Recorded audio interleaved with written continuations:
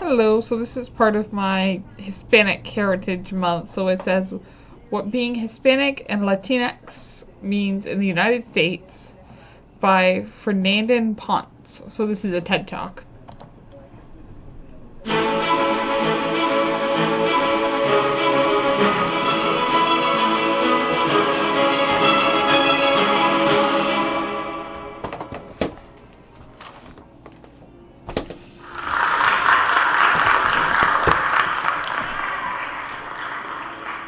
In December 2016, one of the top trending videos on YouTube was of a person who was shouting at a Hispanic woman who she considered had cut her in line at a JCPenney store. Some of the statements made were, I quote, "Go back to wherever the F you come from. Probably on welfare, the taxpayers probably paid for all that stuff. You're nobody. Speak English. You're in America." The people in the back did nothing to stand up for this Hispanic woman, and even one seemingly nodded in agreement with the awful statements made.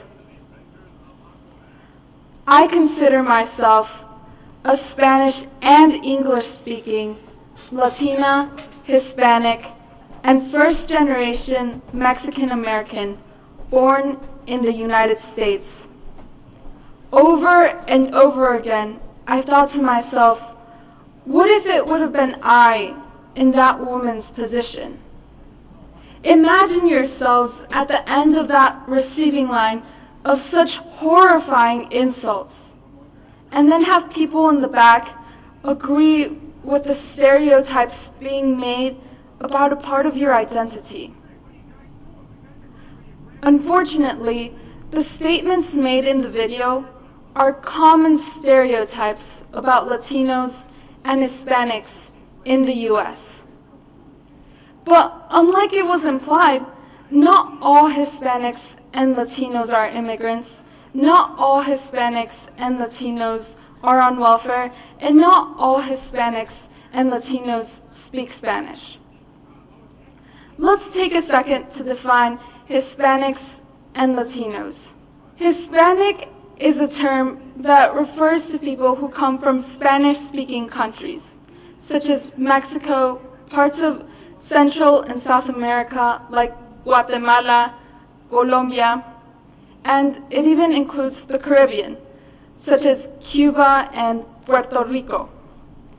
Latino, Latina, or Latinx, to represent people of all genders, refers to people who have origins in Latin American countries.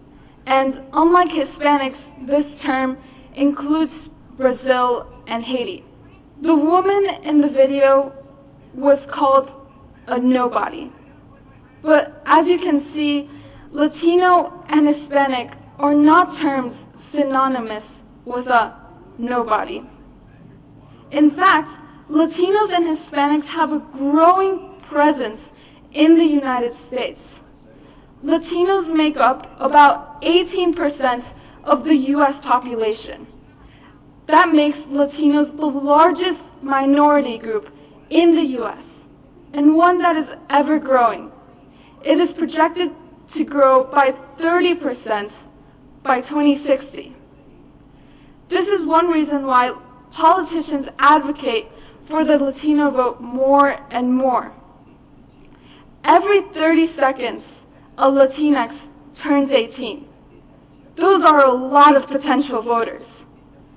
But not only in politics do we see the growing presence of Latinos and Hispanics. This presence can also be seen in the economy. Latinos have become a growing consumer power, one that was in 2015 equal to $1.3 trillion. That's equal to the GDP of Mexico, El Salvador, the Dominican Republic, and Guatemala combined. But not only through buying products do Latinos help out the economy. The formation of Latino-owned businesses skyrocketed 47%, while non-Latino businesses declined by 2%. New businesses means new jobs. And a 2012 Stanford study found that Latino-owned businesses employed 2.5 million workers. Perhaps somewhere unexpected and surprising that Latino influence can also be found is in food. I bet many of you this month have had tortilla chips and salsa for a midnight snack. In addition to these foods, tamales, empanadas, and many others have become quite popular in the U.S. And it's all thanks to Latinos who have preserved these foods from their family's place of origin. The United States cannot deny that Latinos play an important role in our country. We cannot allow them to be disparaged by the misconceptions we create about them. Instead, we should try learning about the Latino and Hispanic experience in the U.S. If not, it can lead to incidents like those experienced by Judge Guriel Gonzalo when he was mislabeled by our own president as Spanish and implied to be hostile because he was Hispanic. Spanish is a term that refers to people who have origins in or come from the country of Spain. Judge Guriel Gonzalo has Mexican ancestry and is from New Jersey. To avoid incidents like those experienced by the judge, we have to first tackle a few misconceptions, such as the definition of Latino and Hispanic. Latino and Hispanic are not terms that define race, like Asian, Caucasian, or African American. Hispanic and Latino are terms that describe ethnicity, which means that instead of people sharing common physical features, they share a national or cultural identity. In fact, Latinos can identify with any race. The 2012 census found that 53% of Latinos said they were white, and 37% said they were of some other race. And speaking about origins, although it is a misconception that most Latinos and Hispanics are immigrants, many Hispanics have been in the U.S., or the land that was to become the U.S., for quite a while now.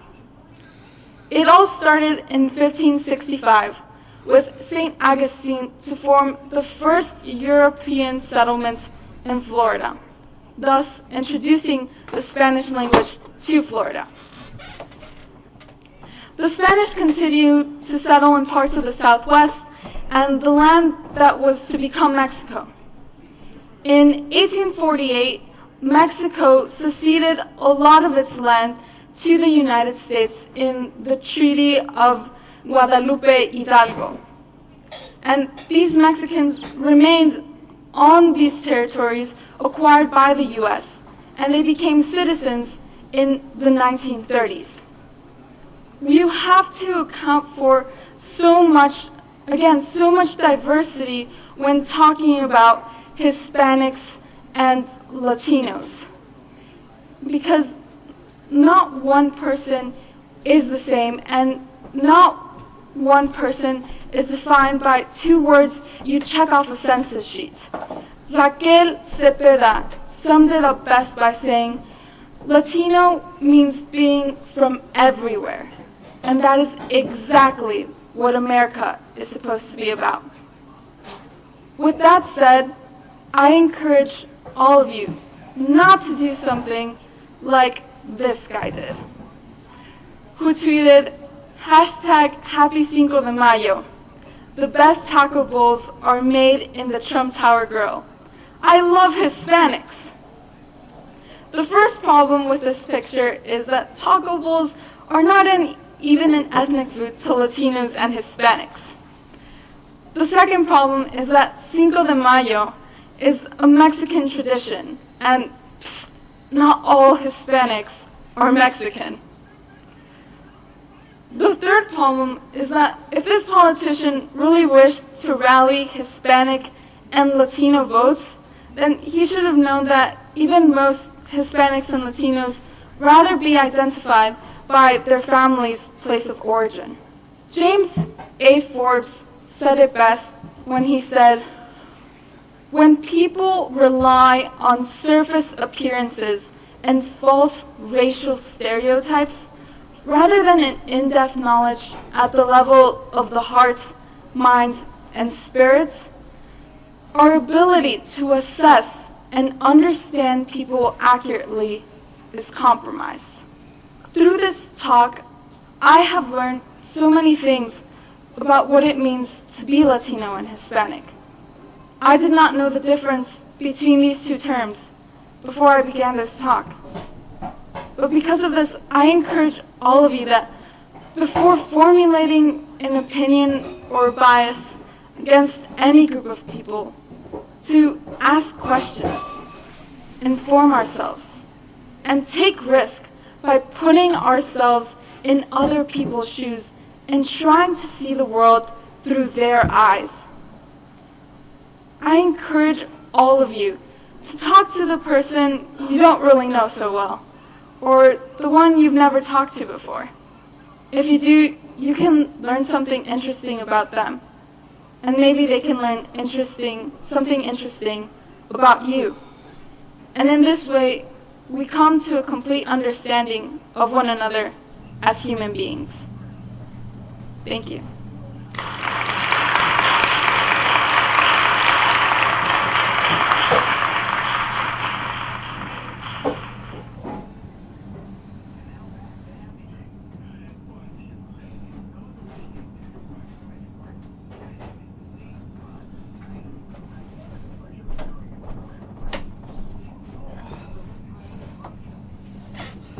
Okay, that's it for this video.